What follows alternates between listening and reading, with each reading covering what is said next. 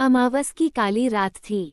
सेठ ने अभी दुकान का शटर उठाया ही था कि एक औरत अंधेरे से निकलकर सामने आ खड़ी हुई। उसके बाल बिखरे थे और आंखें धंसी हुई थीं। उसने एक मुड़ा तुड़ा 10 का नोट सेठ की तरफ बढ़ाया और कांपती हुई आवाज में बोली, सेठ जी, ये अपने 10 रुपये रख लो। सेठ ने उस औरत को ऊपर से नीचे तक देखा। उसके मैले कपड़ों और आंखों के नीचे काले घेरों को देखकर उसे घिन आ रही थी। वो बोला, कौन से 10 रुपये? औरत की आवाज में एक अजीब सी दहशत थी। कल शाम मैं सामान ले गई थी। आपने 30 की जगह 40 रुपये वापस दिए थे। ये वही 10 रुपये हैं। सेठ को याद आया। उसने नोट ले लिया और गले में डालने लगा। फिर उसे मजाक सूझा, बड़ी ईमानदार हो। कल तो 5 रुपये के लिए इतनी बहस कर रही थी और आज ये 10 रुपये लौटाने चली आई। औरत की आंखें फैल गईं। वो फुसफुसाई, बहस करना मेरा हक था, पर किसी का कर्ज रखना पाप नहीं, श्राप है। अरे मेरी गलती से गए थे। सेठ हंसा, रख लेती तो मेरा क्या बिगड़ जाता? आपका कुछ नहीं बिगड़ता सेठ जी। औरत की आवाज और धीमी हो गई, जैसे वो किसी और से डर रही हो, पर वो रात भर मेरे सिरहाने खड़ा रहा। कहता रहा, मेरा हिसाब लौटा दे, मेरा हिसाब लौटा दे। आपकी दुकान बंद थी, वरना मैं रात को ही आ जाती। सेठ की हंसी चेहरे पर ही जम गई। कौन कौन खड़ा रहा? मेरा पति, औरत ने कहा और उसकी आंखों में खौफ तैर गया।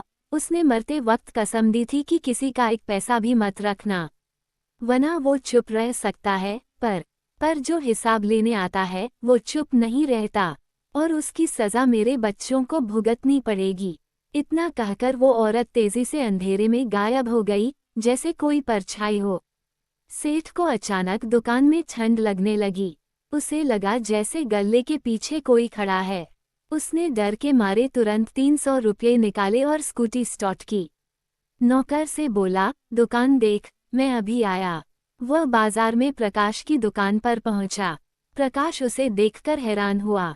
सेठ ने हाँफते हुए 300 रुपये उसकी तरफ बढ़ाए। प्रकाश, ये रख लो, कल हिसाब में ज्यादा जुड़ गए थे।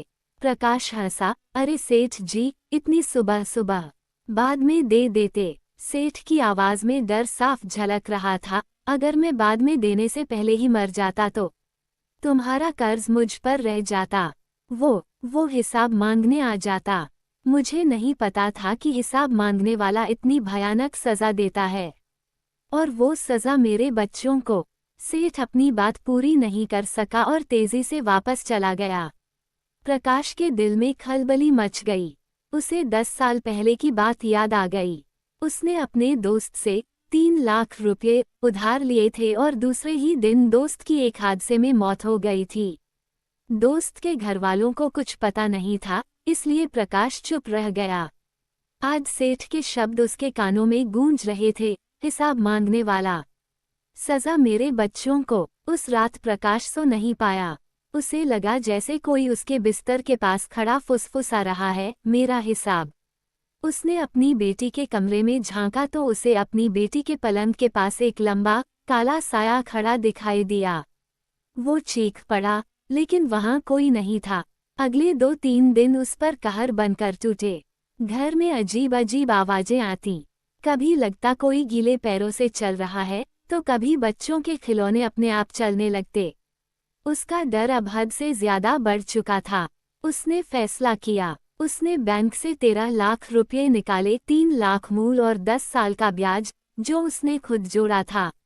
वो कांपते हुए अपने दोस्त के घर पहुंचा। दोस्त की पत्नी घर पर ही थी। वो अपने बच्चों को कुछ सिखा रही थी। प्रकाश जाकर उसके पैरों में गिर गया और रोते हुए बोला, मुझे माफ कर दो भाभी, मैं तुम्हारा गुनहगार हूँ। उसने 13 लाख रुपये उसके सामने रख दिए। उस विधवा औरत की आंखों में आंसू आ गए, लेकिन ये खुशी के आंसू नहीं थे। उसने धीरे से पैसे उठाए और एक भयानक, सर्द आवाज में बोली, तुमने बहुत देर कर दी प्रकाश। ... प्रकाश ने चौंककर ऊपर देखा। औरत के चेहरे पर एक शैतानी मुस्कान थी और उसकी आंखें पूरी तरह काली पड़ चुकी थीं। 10 साल, वो औरत नहीं, कोई और ही आवाज थी। 10 साल तक मेरा पति तुम्हारे पीछे भटकता रहा। उसने मुझे भी नहीं छोड़ा। वो रोज रात को आता है, हिसाब मांगता है। अचानक कमरे का दरवाजा जोर से बंद हो गया। मोमबत्तियां बुझ गईं। उस 10 रुपये वाली औरत ने तो कर्ज लौटाकर अपनी जान बचा ली, काली आंखों वाली औरत बोली, लेकिन उसने अनजाने में हिसाब की इस जंजीर को शुरू कर दिया। उसका डर सेठ तक पहुंचा और सेठ का डर तुम तक। वो भयानक आवाज गूंजी, अब आखिरी हिसाब तुम्हारा बाकी है। मेरे पति को पैसा नहीं, अब एक रूह चाहिए अपने साथ ले जाने के लिए। कमरे के कोने में वही लंबा काला साया उभरने लगा और उसकी खोखली आंखों से एक ही आवाज आ रही थी, हिसाब बराबर हुआ।